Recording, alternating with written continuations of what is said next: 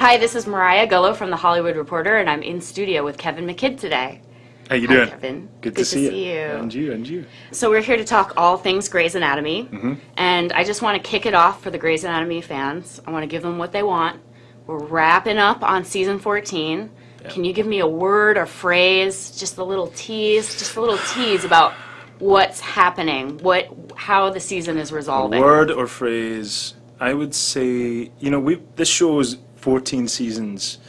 It's a complete miracle. I mean, very rarely do shows go for 14 seasons. It's a thing to be celebrated. So I would say our finale is going to be, in a sense, very celebratory. Celebratory. I like that. Very nice. Yeah. That's a good tease. So you direct a lot of the episodes for Grey's Anatomy, so you have a different perspective than just being an actor.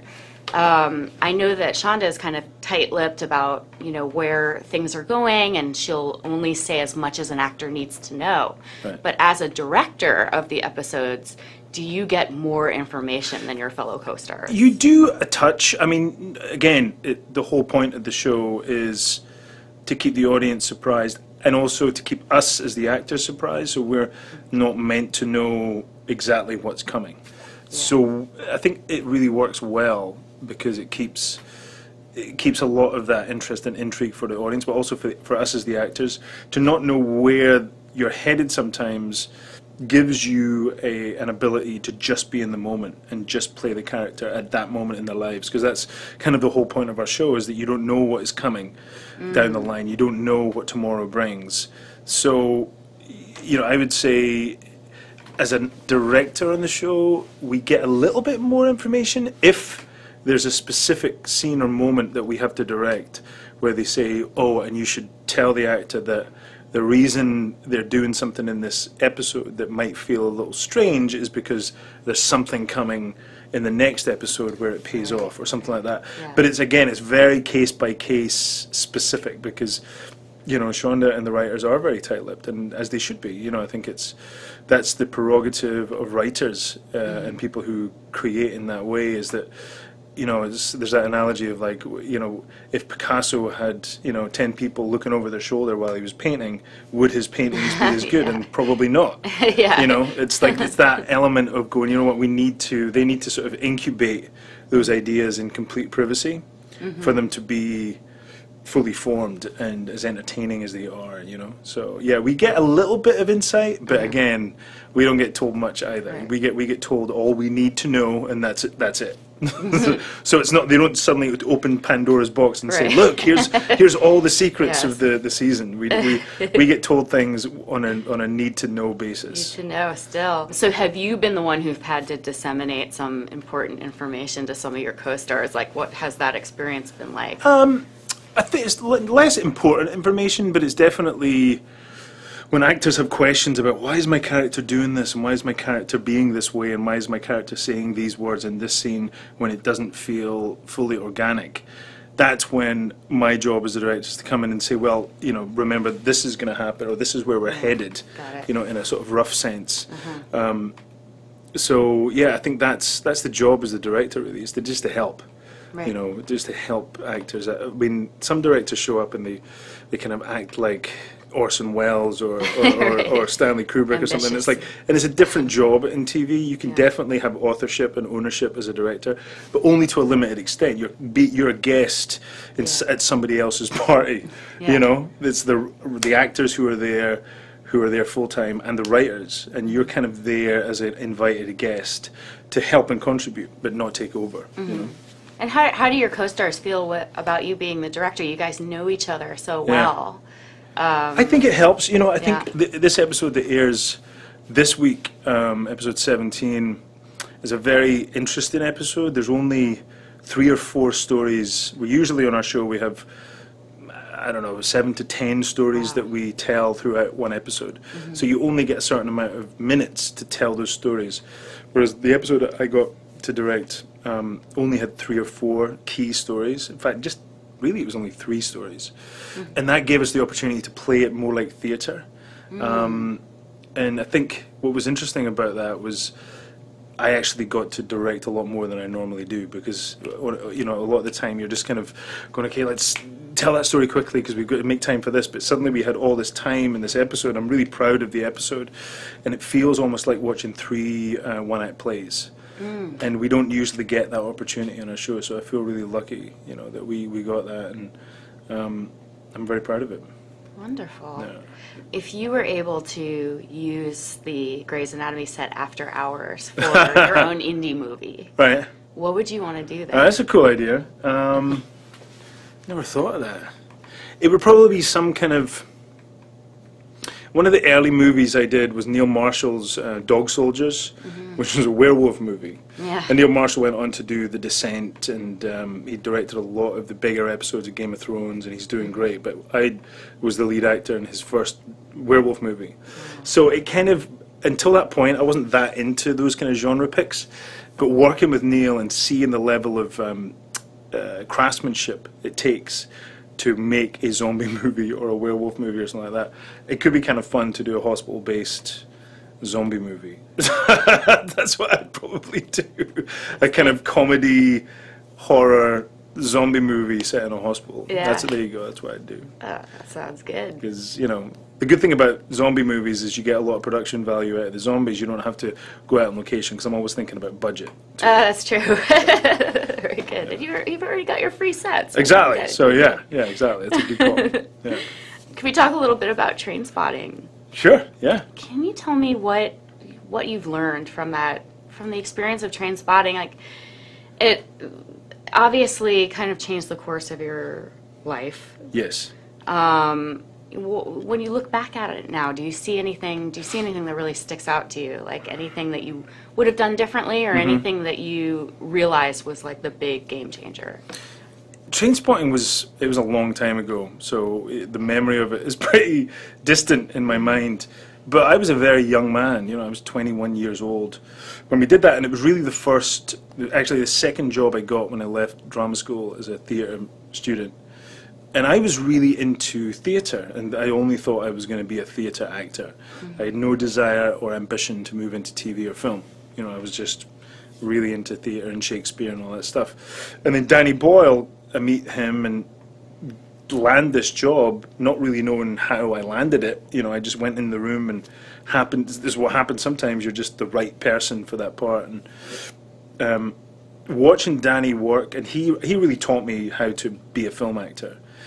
Because I never learned at theatre school how to land on a mark or find my light or use the lens and have a relationship with the lens to tell a story. You know, you always were being taught to perform for 1,000 people, and suddenly there was this much more intense and much more, you know, it's a tricky thing to figure out as a theatre actor. What is my relationship with this lens? Because now this lens is my audience. How do I work with that lens? And Danny was amazing at teaching about that and teaching about this. I mean, that movie still is so stylistic and so kind of, I mean, I think it still stands up as a movie. Not many movies from the 90s still stand up. You know, they're starting to date quite badly, a lot of them. But that movie still stands up. It stands the test of time. So I think I've noticed since I started directing that a lot of the tricks, because a lot of what directors do visually are tricks, you know, that Danny used to tell a story in a kind of, with a slightly less pedestrian, slightly cooler point of view, I've been applying just unconsciously. You know, I've been kind of stealing. So, you know, there's that thing about being a director, you steal from the people that you're fans of. So I've stolen a ton of shots. Sorry, Danny, I've stolen a ton of your shots. I've stolen shots from you. I've stolen shots from probably most directors that I've worked with. You know, I got to work with Ridley Scott a few years after that, and in my small way, I try and emulate those great filmmakers. You know, and I'm finding myself applying it without even thinking about it, because just standing on a set as an actor and watching the director line up a shot and work with his crew and work with his actors to get the visual impact that he's trying to achieve, and the story point he's trying to get across, and the emotional response from an audience, it just you soak it in as a young actor, you know, and I can feel it starting to come out now, which is kind of cool and exciting. Yeah. But not every actor wants to go down that directing path. Right. But it sounds like from the beginning, not only did you have amazing directors that you were Right. working with, but you were absorbing from the very beginning. Yeah, I didn't even know I was. I didn't sit around on those sets going, I'm going to be a director one day. I was just happy being an actor. So it wasn't part of my goal or path to become a director. It just sort of happened organically, you know. Yeah. It's interesting. People have you always wanted to direct? And I'm like, I can be honest, like, no. I love acting, and I still love acting, and that's still really my first love. But I've noticed that I feel like I'm getting more. I feel like there's more and more I'm able to say through directing now. But I don't feel as though that's pushing acting for me to the side. I feel as though they're both as valid for me, if that makes sense. You know? Yeah, absolutely. And then a couple of decades later, here you are, like, giving the old Danny Boyle treatment to the Grey's Anatomy. Yeah, I try. You know, I do try. You know, you can only push it so far until it breaks. I've had a few times where people are like, I think what you're trying to do is a little too much for our show. Maybe the focus on the scalpel or the pills. Yeah. No drug trips, no crazy drug trips. I do try and push it a little too far sometimes. People are like the DP, and people are like, just bring it back a little bit. Be more in the realm of Grey's Anatomy. Right. And and that's fine. I like you know. that. Yeah. I'm going to look for that now. I try and change it up a little bit, you know. I do, so. Excellent. Okay, I have a couple of quick questions before I let you go. The first job that made you think, I've made it, even if it wasn't true. Wow. I remember, let me think. I never feel like I've made it, you know. I feel like that's the eternal torture of being an actor, I think, or being in this business, is you constantly feel like the sword of Damocles is going to come and fall on you, and it's all going to be over, you know, and you're going to be back working in a supermarket, stacking shelves or something.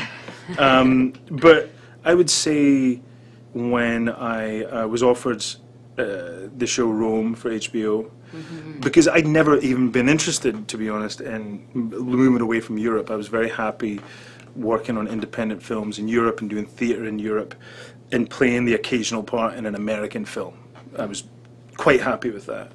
And then suddenly this show came along and it kind of opened this big door to me as an actor, and I was like, wow, there's this whole world over here that I didn't even really consider. You know, a lot of British actors, all they think about is getting to Hollywood or getting to this side of the pond, but it wasn't for me at all.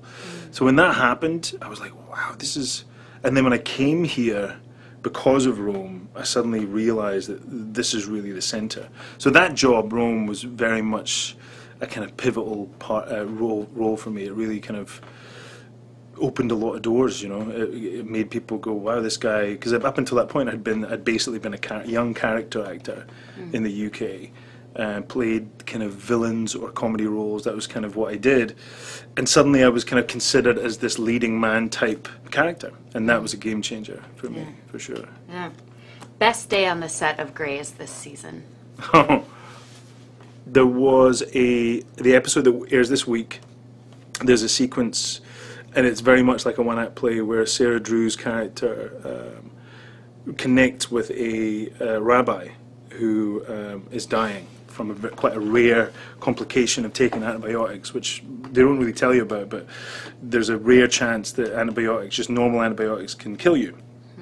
And this is what's happening to this rabbi, played by the brilliant Saul Rubinek, who's one of the best character actors that I think I've ever had the luck to work with. And really the whole act, so it's about 10 or 12 minutes, is just Sarah Drew and this dying rabbi talking about theology and philosophy and what is the meaning of life, because our character is going through a big crisis of faith. And that sequence we shot with 3 cameras. We shot it basically as a one-act play with a few special shots, and allowed the actors, and I helped the actors kind of choreograph what the blocking was and what the moments were and all this stuff, and then just kind of rolled the cameras and let them do their thing, which is quite rare in television, you know, to let actors have 12 minutes of uninterrupted focus on just acting. And I feel like that was a real achievement. That was probably the most I felt the most proud about that day, about being able to create that kind of work environment for two great actors to just be actors and expose their truth without makeup and hair coming in every 2 seconds and fixing them or tweaking with their costumes or changing the lights. I felt really proud of that. That's lovely. I think you answered my next question, which is last Grey's actor who impressed you with their performance while directing them. It's hard because so many are brilliant. I mean, but I will say Saul Rubinek in that sequence, because Sarah Drew, I mean, she's a brilliant actress, but Saul, she had to be in a very, very exposed place as an actor, and Saul, in a very selfless way, she had to basically cry a lot throughout these 12 minutes, or not throughout, but at certain moments. And Saul, who's this beautiful man, just this beautiful person, would, in between takes, kind of keep Sarah in this, and Sarah will talk about it herself, kind of keep Sarah in this really focused, fragile, vulnerable place just by telling her stories and keeping her. So there was this, I mean, I've just never seen an actor, a guest actor, come on our set and bring so much. Wow. You know, I was really blown away by him. Really, truly blown away by Saul. Worst mistake you made, and how did you fix it? Keep that very generic, so you can go in on life anywhere. or in Life, directing, acting. Oh my God. Career. Worst mistake I've made, and how did I fix it? I made tons of mistakes as a director, you know, and that's part of the trick, is you have to tap dance, you know, like you shoot a master and suddenly you realize that you've done the coverage on the wrong side of the line, or you've backed yourself into a corner and there's nowhere to put the cameras, and then you have to really tap dance at those moments and get out of the fix that you put yourself in, you know. Yeah. And I've done that quite a few times, but luckily the DPs have usually come to my rescue and said, "Hey Kev, you know, we'll put the cameras here, you'll be fine. Yeah, you can wipe your brow." But I do that a lot. I'm like, Right. "Hey, how about we put the cameras here?" And they're like, and then we do it, and I'm like, "Oh no, this doesn't make any sense visually." So I've done that a lot. Yeah, that's pretty bad. It takes a village. It takes a village. You have to know, and also I think to be a good director, you have to be very willing to admit that you're wrong, and admit quickly. I've seen directors who are so proud that they won't allow themselves to admit that they made a mistake. Right. And 2 hours later, we're still trying to fix the mistake. It's like, well, if you just admitted it straight away. Frustrating. So I'm pretty good at admitting my missteps. Well, I love to hear that. Thank you so much for your humility. I'm sure that the actors of Grey's Anatomy also appreciate that. Kevin McKidd, thank you so much for being here. Thank you. Check out Grey's Anatomy on ABC. Thank you. Bye.